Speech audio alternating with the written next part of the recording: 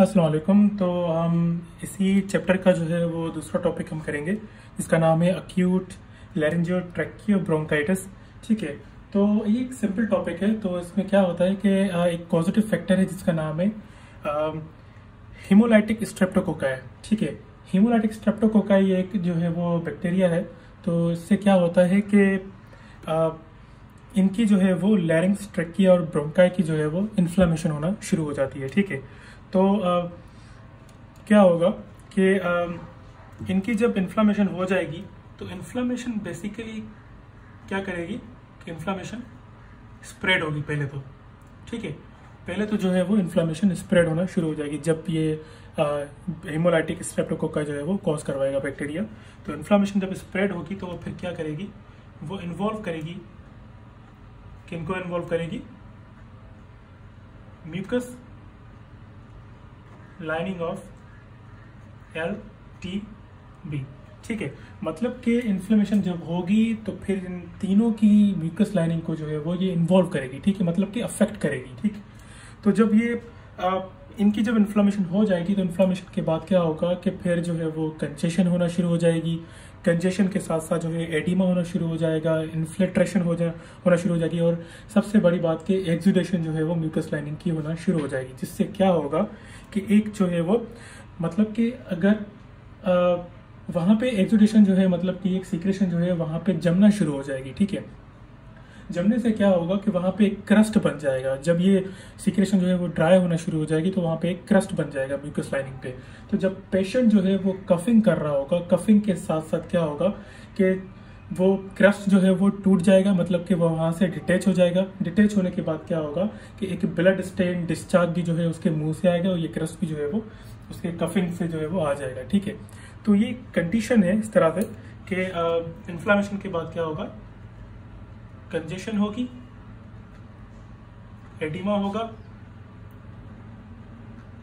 Infiltration होगी और exudation होगी, exudation of the mucus lining. ठीक है, तो म्यूकस लाइनिंग की जब एक्सुडेशन होगी इसके बाद क्या होगा कि ड्यू टू ड्राइंग, ठीक है, ड्यू टू ड्राइंग और detachment, due to drying and detachment of the crust. ठीक है, क्योंकि एक्सुडेशन जब ये वो ड्राई हो जाएगी तो फिर वहां पे क्रस्ट बन जाएगा। ठीक है, क्रस्ट की जब डिटैचमेंट होगी ड्यूरिंग दी कफिंग, ठीक है, तो कफिंग के साथ साथ जो है वो ब्लड स्टेन भी होगा, इसके अलावा जो है वो डिस्चार्ज होगा। ठीक है,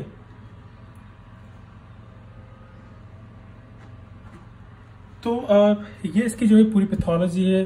इसमें जो है वो इसके अलावा जो है क्लिनिकल फीचर्स की मैं अगर बात करूं तो क्लिनिकल फीचर्स में क्या होगा, क्लिनिकल फीचर्स वही सेम है जो दूसरे टॉपिक्स के मैंने आपको बताया वीडियोस में।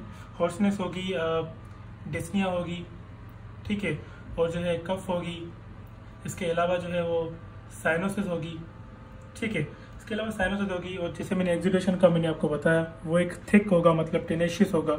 जब वो ड्राई होगा तो वहाँ पे जो है वो क्रस्ट बन जाएगा। ठीक है, म्यूकस लाइनिंग पे।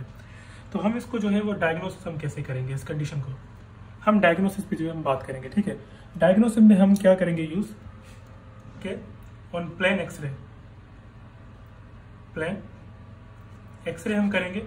प्लेन एक्सरे से क्या होगा कि प्लेन एक्सरे हम किसका करेंगे, पहले तो ये कि प्लेन एक्सरे हम करेंगे नेक का और चेस्ट का। ठीक है, तो चेस्ट इन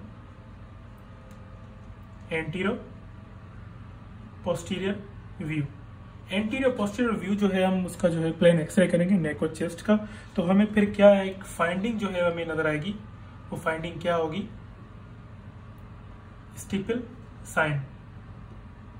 ठीक है, ये एक फाइंडिंग है इस कंडीशन की, steeple sign. Steeple sign basically है क्या, सब ग्लोटिक रीजन में एडिमा हो रही है। ठीक है, सब ग्लोटिक रीजन में एडिमा हो रही है।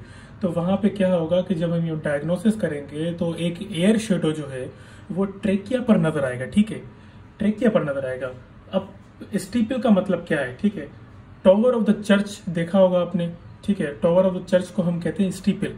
ठीक है, तो एक ट्रेकिया पर एक सीधा सीधा जो है वो एक टॉवर नजर आएगा, मतलब कि एक एयर शेडो जो है वो एज अ स्टीपल की टाइप के जो है वो अपीयरेंस उसमें नजर आएगी, जिसे हम कहते हैं स्टीपल साइन। ठीक है, तो ये फाइंडिंग है, इसकी क्लासिक फाइंडिंग यही है कि एक स्टीपल साइन है, और ये क्यों नजर आती है? Because of oedema in subglottic region. ठीक है, सबग्लॉटिक रीजन पे एडिमा जब होगी तो फिर ये एक एयर शेडो जो है वो ट्रेकिया पर नजर आएगा, जिसे हम कहेंगे स्टीपल। ठीक है, तो बेसिकली डायग्नोसिस तो इतनी है। अब इसकी फाइनली हम ट्रीटमेंट की मैं बात करूं, ट्रीटमेंट में हम पहला तो यही है कि सिस्टमिक जो है वो एंटीबायोटिक्स देते हैं, मगर ये हम पारेंटरली देते हैं, ठीक है। सिस्टमिक एंटीबायोटिक्स हम देते हैं और सिस्टमिक स्टेरॉइड्स हम देते हैं। ठीक है, सिस्टमिक स्टेरॉइड्स, इसके अलावा जो है ह्यूमिडिफिकेशन करवाते हैं, ह्यूमिडिफिकेशन हम करते हैं। ठीक है, और इसके अलावा जो है ऑक्सीजन थेरेपी हम करते हैं। ऑक्सीजन थेरेपी के साथ साथ जो है हम आईवी फ्लूइड्स हम देते हैं।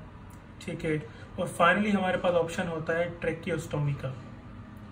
उसके अलावा फिर हम ट्रेकियोस्टोमी करते हैं अगर ये कंडीशन बहुत ज़्यादा सीवियर हो रही है तो।